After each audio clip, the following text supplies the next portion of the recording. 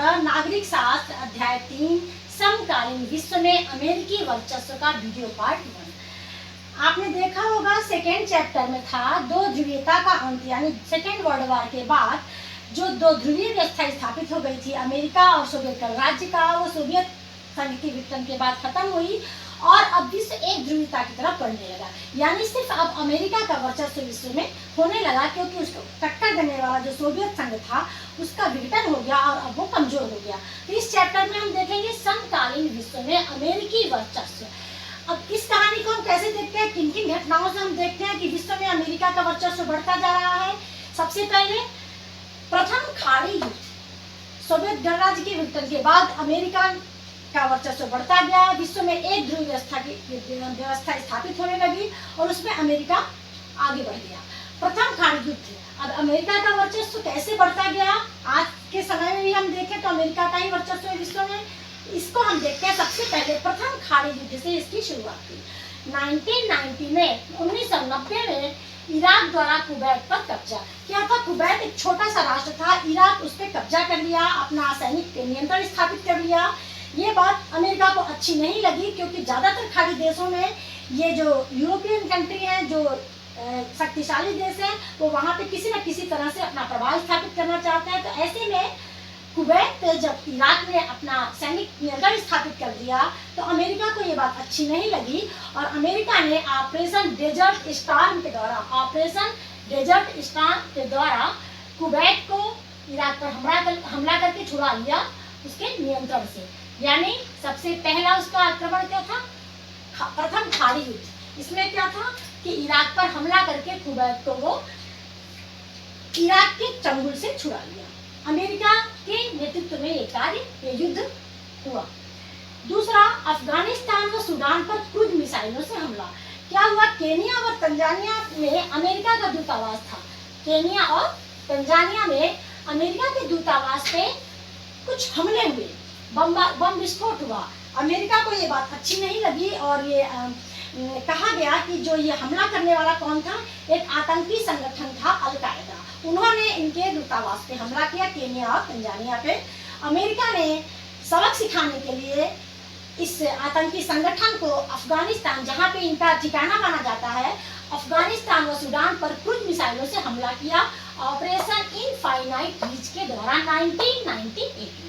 तो दूसरी घटना है अफगानिस्तान व सूडान पर क्रूज मिसाइलों से अमेरिका का हमला ऑपरेशन इनफाइनाइट रीच के तहत 1998 में। तीसरी घटना देखिए, सन 1990 में अमेरिकी के नेतृत्व में युगोस्लाविया पर नाटो की सेना ने 2 महीने तक बमबारी की।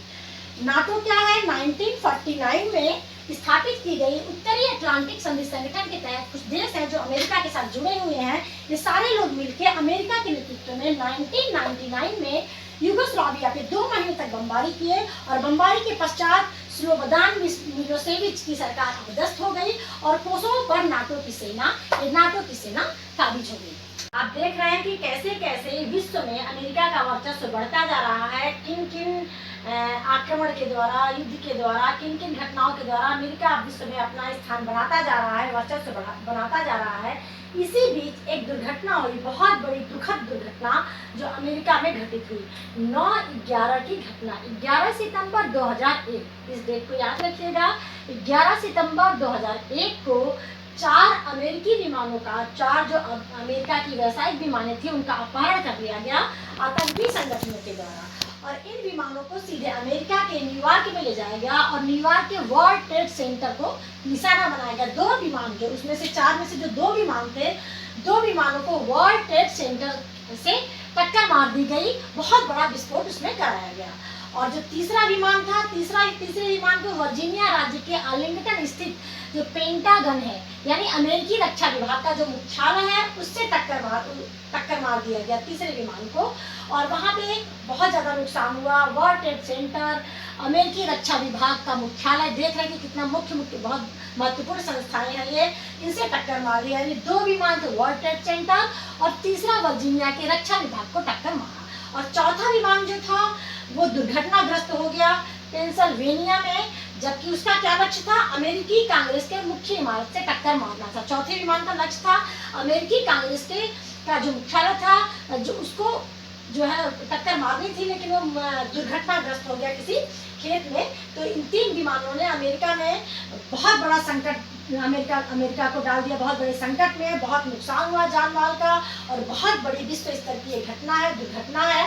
तो इसके बाद अमेरिका ने क्या किया, अमेरिका का क्या रिएक्शन हुआ होगा, आप देखिए।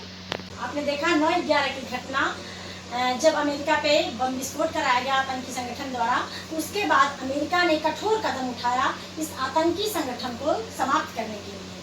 पूरे विश्व स्तर पे अमेरिका का कठोर कदम उठाया गया। इसमें सबसे पहले देखते हैं उस समय के तत्कालीन अमेरिकी राष्ट्रपति जॉर्ज डब्ल्यू बुश ने आतंकवाद के खिलाफ विश्वव्यापी युद्ध की घोषणा की। उस समय जब वहाँ पे घटना हुई 9/11 की, वहाँ के राष्ट्रपति थे जॉर्ज डब्ल्यू बुश। उनको बहुत गुस्सा आया इस तरह के हरकत पे आतंकवादियों के। उन्होंने बहुत कठोर कदम उठाए पूरे विश्व स्तर पे, और इसके बाद उन्होंने क्या घोषणा की, ऑपरेशन इंड्यूरिंग फ्रीडम का संचालन किया।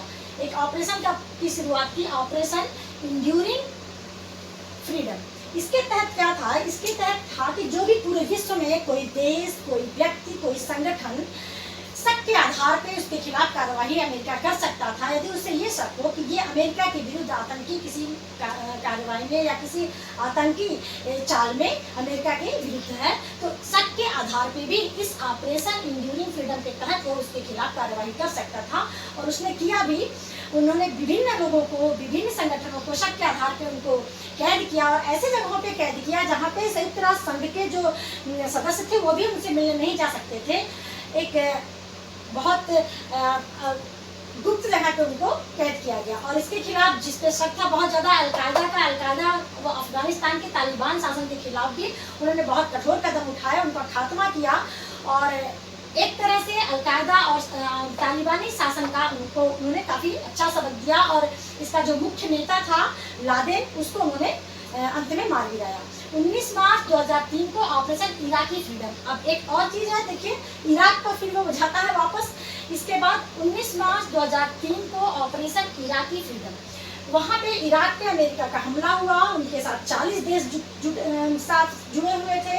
एक बहुत बड़ा संगठन था अमेरिका के साथ, और ये सारे देश इराक पर 19 मार्च 2003 को हमला किए। और क्यों किए, कह रहे हैं कि इराक जो है सामूहिक संघार के हथियार जो है इकट्ठा कर रहा है, बना रहा है, जो पूरे विश्व के लिए हानिकारक हो सकता है। इसलिए हम इराक पर कार्यवाही कर रहे हैं। हालांकि इराक पे कार्यवाही करने के बाद सद्दाम हुसैन को उन्होंने खत्म कर दिया। बाद में पता चला कि इस तरह का कोई भी सामूहिक हथियार बनाया नहीं जा रहा था, लेकिन अमेरिका ने इस ऑपरेशन इराकी फ्रीडम के तहत वहाँ पे भी सद्दाम हुसैन की सरकार को गिराया और वहाँ पे अपना वर्चस्व बनाया।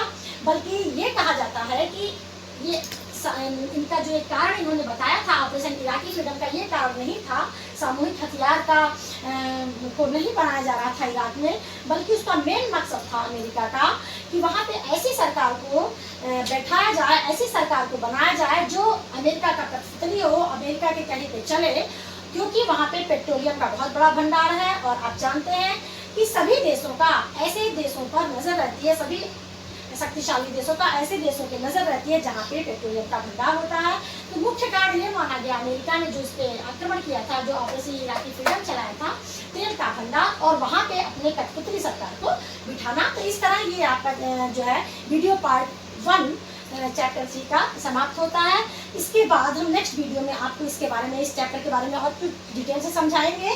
तब तक के लिए खुश रहिए, स्वस्थ रहिए, घर में रहिए और सब्सक्राइब कीजिए चैनल को, सीट्स को पढ़ते रहिए और समझते रहिए। धन्यवाद।